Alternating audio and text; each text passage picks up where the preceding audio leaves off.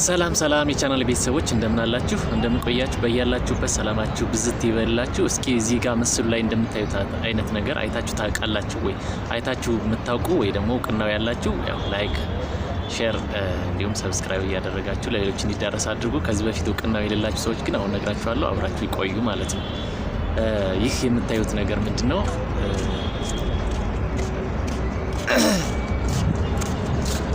ምንድነው? ስፓይና ባይፊዳ ወይ ደግሞ የጀርባ አጥንት ወይ የአከርካሪ አጥንት ክፍተት ማለት ነው። እንግዲህ ይህ ነገር የሚፈጠረው ምንድነው? ህፃኑ በጽንስ ሰዓት አስፈላጊ የሆነ ንጥረ ነገር ባለማግኘቱ ምክንያት የተነሳ ሊፈጠር የሚችል ነው ማለት ነው።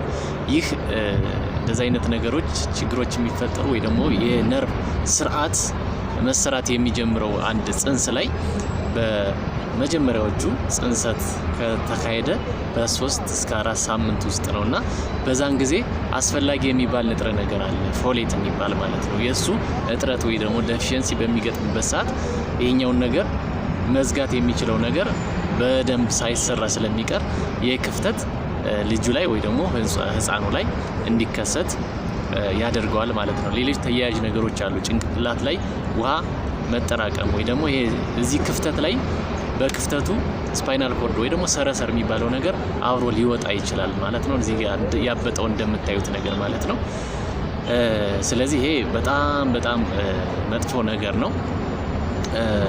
ስለዚህ ምናልባት ህፃኑ ይህን ነገር ይዞ ከተወለደ እንደዚህ ሆኖ ከተወለደ ሊታይበት የሚችል ምክንያት ምንድነው? ወይ ደግሞ ምልክቶች አንደኛ እታች አካባቢ እግሩ አካባቢ ፓራላይዝ ወይ ደግሞ መንቀሳቀስ ያቅተዋል፣ የማይንቀሳቀስ ይሆናል። ወይ ደግሞ ምናልባትም ትንሽዬ ሆና ቀዳዷ ትንሽ ሆና ካደገ በኋላ ህመም ሊሰማው ይችላል።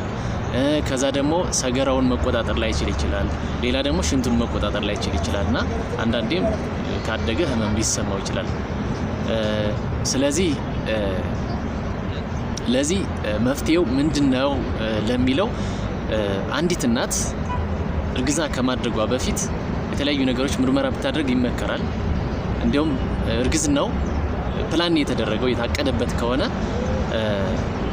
ምን ይደረጋል? ፎሌት የሚባለውን ወይ ደግሞ ፎሊክ አሲድ የሚባለውን ንጥረ ነገር መጀመር መቻል አለባት። ማንኛውም እናት ክትትል ማድረግ አለባት። ክትትል ስታደርግ ይሄ አይረንና ፎሌት የሚባለው ነገር የግድ ይሰጣል ለማንኛውም እናት ማለት ነው። የሚመከረው ያው ከማርገዟ 1 ወር በፊት ቀደም ብላ ወይ ደግሞ እስከ 3 ወር ይቻላል። ከዛ ደግሞ ካረገዘች እስከ 3 ወር ድረስ ይህን ፎሊክ አሲድ የተባለውን ንጥረ ነገር መውሰድ መቻል አለባት ማለት ነው። ከዚህ ነገር ለመቆጠብ ወይ ደግሞ ለመከላከል ማንኛውም እርጉዝ የሆነ ሴት ይህን ፎሊክ አሲድ መውሰድ መቻል አለባት። ምክንያቱም እኛ ሀገር ላይ በተለይ ያው ብዙ ጊዜ ፎሊክ አሲድ ዲፊሸንሲ ሊኖር ይችላል። ምክንያቱም ብዙ ጊዜ የፎሊክ አሲድ ያለውን ምግብ እንደ ውጮቹ እንደ ፈረንጆቹ ላንመገብ ይችላል። የውጮቹ ላይ ምግባቸው ላይ ስለሚጨመር ብዙ ሪስክ አለው ተብሎ አይታሰብም። እኛ ጋር ግን ያው ምግባችንም ዝም ብሎ ዘፈቀደ ስለሆነ ለዛ ነገር እጥረት ሊከሰት ይችላል ማለት ነው። ከዚህ በተረፈ ምናልባት ሃይ ሪስክ ወይ ደግሞ ከፍተኛ የሆነ ለዚህ ችግር ተጋላጭ የሆኑ የሚባሉ እንትኖች አሉ። እነሱ ምንድናቸው? ምናልባት አባትየው ላይ ወይ ደግሞ እናትየው ላይ ከዚህ በፊት እንደዚህ አይነት ክፍተት ከነበርና ተዘግቶ ወይ ደግሞ ትንሽ የሆነ ሳይታወቅ የኖረ ከሆነ እንደዚህ አይነት ልጅ የመውለድ ዕድሏ በጣም የሰፋ ነው። ሁለተኛ ደግሞ ከዚህ በፊት እናትየዋ እንደዚህ አይነት ክፍተት ያለው ልጅ ወልዳ ከሆነ ሪስኩን ይጨምረዋል። ቀጣይም እንደዚህ አይነት ልጅ የመውለድ ዕድሏ የሰፋ ይሆናል ማለት ነው። ሌላው ምናልባት እናትየዋ የሚጥል በሽታ ወይ ደግሞ ኤፒሌፕሲ ኑሮባት የተለያዩ መድኃኒቶችን ለሚጥለው በሽታ ለማዳን ሲባል የምትወስደው መድኃኒት ካለ እነሱ ባልፕሮይትና የሚባል መድኃኒት አለና እሱ መድኃኒት እና ካርባማዘፓም የሚባሉ 2 መድኃኒቶች ለዚህ ነገር ለፎሊክ ዴፊሺየንሲ እጥረት ስለሚያመጡ የግድ ይቺ ሴትዮ መጠኑ ከፍ ያለ ፎሊክ አሲድ መውሰድ መቻል አለባት። እርግዝና ከማድረጓ በፊት በእቅድ መሆን አለበት። ከማርገዟ በፊት ቀደም ብላ ከ1 ወር እስከ 3 ወር ቀደም ብላ ከዛ ካረገዘች በኋላ ደግሞ እስከ 3 ወር ድረስ ይሄን ፎሊክ አሲድ ከ5 ሚሊግራም የሚባል ፎሊክ አሲድ አለ። ለሌሎች ለኖርማል እናቶች 0.4 ነው፣ ዝቅ ይላል። ለዚህ አይነት ሪስክ ላለባቸው ግን ከፍ ያለ መጠን ያለውን መውሰድ መቻል አለባቸው ማለት ነው። ምናልባት ይሄ ነገር ሳይሆን በአጋጣሚ ወይ ደግሞ የመድኃኒት ባለመውሰዷ ወይ ደግሞ ክትትል ባለማድረጓ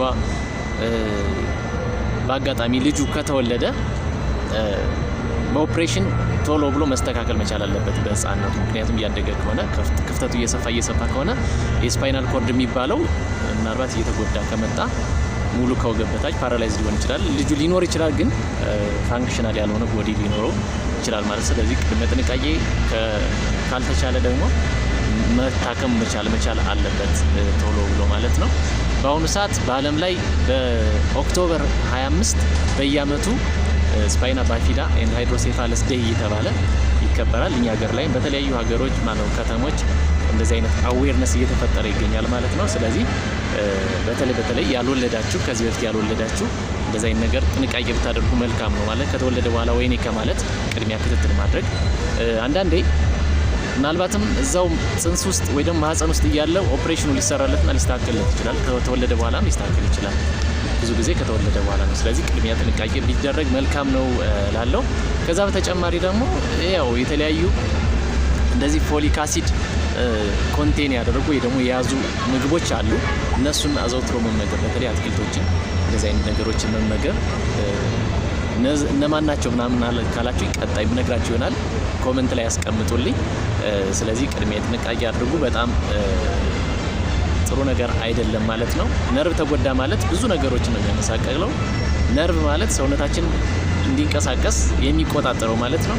ኢቭን ማንኛውም ሰውነታችን ቁጥጥር የሚደረግበት በማን ነው? በነርቭ ነው። ስለዚህ ነርቭ ላይ ጉዳት አለ ማለት በቃ እኛ ፋንክሽናል ወይ ደግሞ አገልግሎት አንሰጥም ማለት ነው።